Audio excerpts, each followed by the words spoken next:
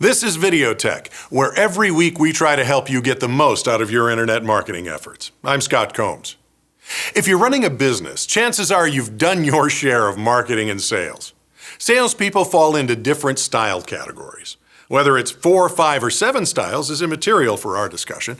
We've all heard about consultative sales, relational sales, the closer, who starts closing the deal while they're shaking your hand, and of course, the educator.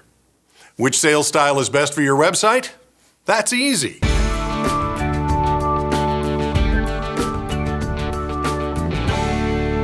It's the educator.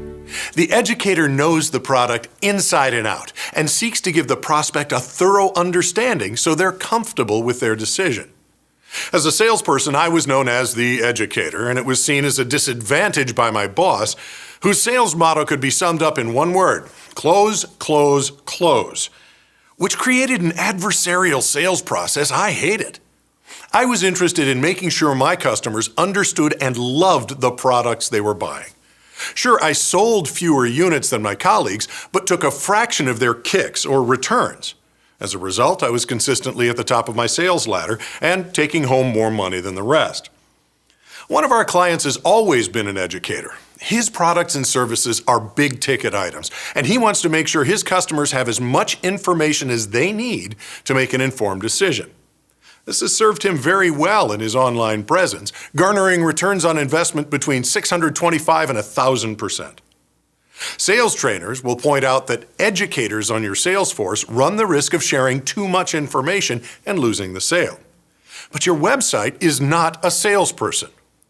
Online, your prospects and customers are in charge of how much information they want and can handle, which means your website must be ready with all the information your prospects could possibly want.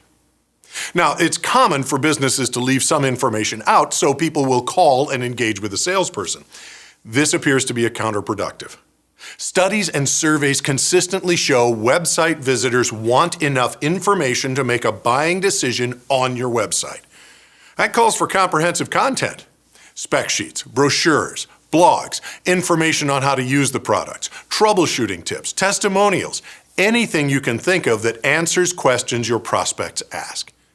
And since the discovery process is self-directed, you don't run the risk of a salesperson wrecking the deal by saying too much.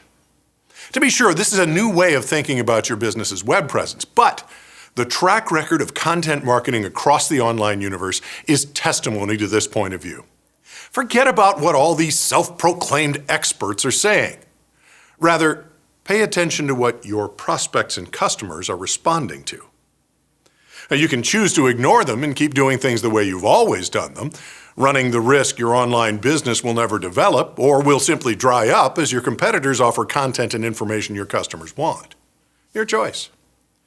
If you like our stuff, click the subscribe button so you can be automatically notified when we post a new video.